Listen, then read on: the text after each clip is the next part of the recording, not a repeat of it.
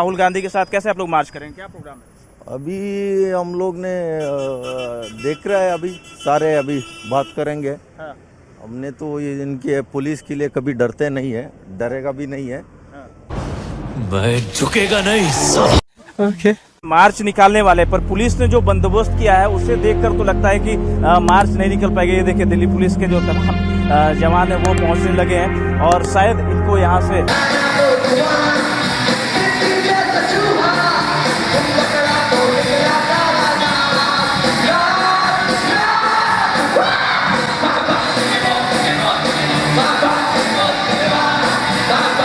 बस हवा निकल गई।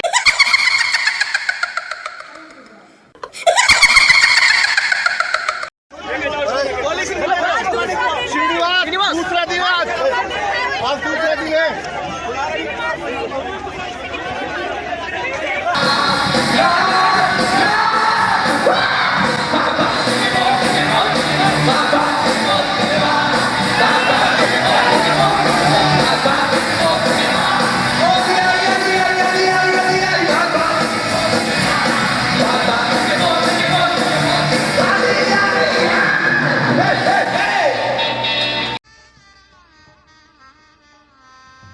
गजब बेइज्जती है। नमस्कार, आई होप आपने ये जो वीडियो देखा वो देखने के बाद आपको मज़ा आया होगा।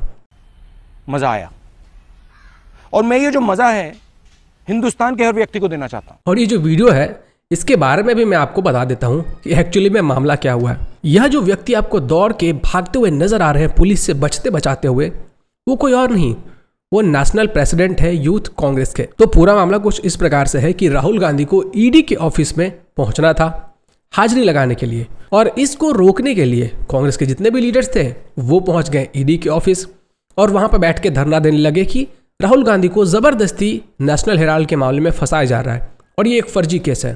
खैर, ये जो नेशनल हेराल्ड वाला मामला है वो क्या है आगे मैं आपको बताऊंगा, पहले ये पूरा मामला समझ लीजिए। तो ये सब लोग प्रोटेस्ट कर रहे थे कि हम लोग राहुल गांधी को अपीयर नहीं होने देंगे। उसके बाद क्या था, पुलिस आती है और पुलिस इन सब को पकड़ने की कोशिश करती है जेल में डालने के लिए। बट ये जो महाशय होते हैं नेशनल प्रेसिडेंट यूथ कांग्रेस के, जैसे ही पुलिस वाले उनके पास पहुंचते हैं उनको ग्रीट करने के लिए, उनको वेलकम करने के लिए, उनके कंधे पे हाथ रखते हैं, ये रफू चक्कर हो जाता है। और सबसे मजेदार बात यह है कि इसके जस्ट एक दिन पहले यही इंटरव्यू में कह रहे थे कि हम लोग पुलिस से नहीं डरते हैं, चाहे कुछ भी हो जाए हम लोग प्रोटेस्ट करेंगे। हमने तो ये इनके पुलिस के लिए कभी डरते नहीं है, डरेगा भी नहीं है। अब ये जो इतना सारा पॉलिटिकल ड्रामा चल रहा है, इस पॉलिटिकल ड्रामा को समझने के लिए ज़रूरी है कि आप पॉलिटिक्स को समझो और इन सब चीज़ों को ज़्यादा से ज़्यादा लोग समझे। इसलिए हम लोग लेकर आए हैं हर घर कुकू एफएम, जिससे कि ज़्यादा से ज़्यादा लोग इन पॉलिटिक्स की चीज़ों को समझ पाएंगे। और इन पॉलिटिक्स की चीज़ों को अच्छे से समझने के लिए मैं आपको सजेस्ट करना चाहूँगा चाणक्य नीति के ऊपर ये ऑडियो बुक, जो कि आपको मिलेगा कुकू एफएम के ऊपर। वैसे अगर आपको नहीं मालूम है तो मैं आपको बताना चाहूँगा कि कुकू एफएम इंडिया का लीडिंग ऑडियो लर्निंग प्लेटफॉर्म है, जहाँ पे इस तरीके की और भी बहुत सारे कंटेंट अवेलेबल है। यहाँ पे आपको बहुत सारे अलग अलग टॉपिक्स पे ऑडियो बुक सुनने के लिए मिलेंगे, जैसे कि religion, politics, biography, geography, geopolitics. Kuku FM पे जो कंटेंट अवेलेबल है उनकी रेटिंग्स 4.5 से भी ज्यादा है और यहाँ पे नॉन फिक्शन कंटेंट की बहुत बड़ी लाइब्रेरी मौजूद है। और कुकू एफएम के इस पूरे ऑडियो लाइब्रेरी को आप लोग सुन सकते हो साल में सिर्फ 199 रुपये देकर।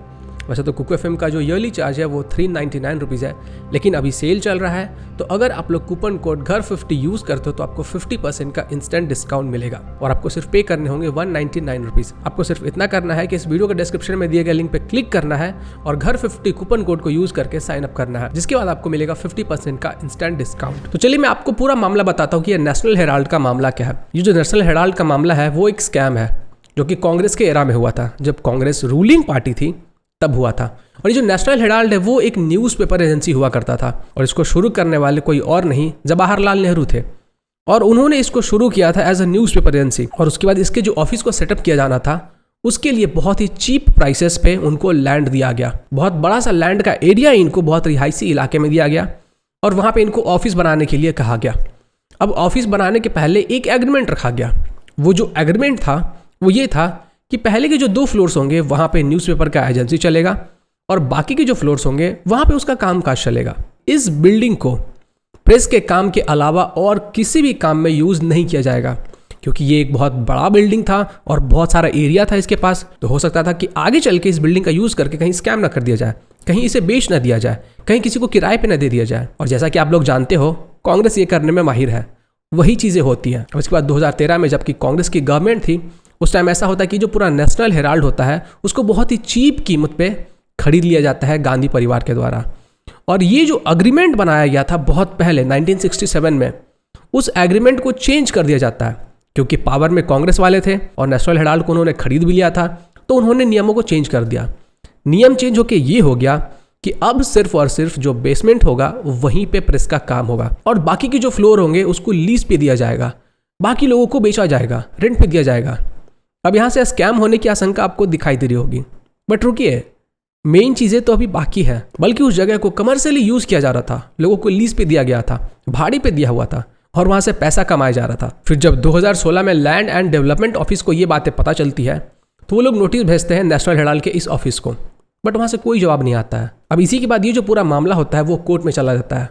फिलहाल इसकी सुनवाई हो रही है, और इसके अंदर जो जांच होने थे उसको रोकने के लिए ही ये सारे कांग्रेस के लीडर्स दिल्ली पहुंचे थे ईडी के ऑफिस के बाहर प्रोटेस्ट करने। मतलब कि सबसे पहले बहुत चीप रेट पे रिहायशी इलाके के बहुत सारे एरिया को दे दो ऑफिस बनाने के लिए, फिर उस ऑफिस को चलाने के नाम पे वहाँ पे कमर्शियली उसको लीज पे दे दो, फिर वहाँ से पैसे कमाओ और लोगों को इस भ्रम में रखो कि वहाँ पे तो प्रेस का काम चल रहा है। और उसके बाद जब वो कंपनी का दिवालिया घोषित हो जाए तो उन सारे प्रॉपर्टीज़ को बहुत ही चीप कीमत पे खरीद लो, और जब आपके ऊपर केस हो, ईडी वाले छानबीन करने आए, आपकी हाजिरी हो, आपसे पूछताछ किया जाए, तो अपने लीडर्स को सामने कर दो कि हमें तो झूठा मोटा केस में फंसाया जा रहा है। एक होता है चोर, एक होता है डकैत, और फिर आते हैं कांग्रेस वाले।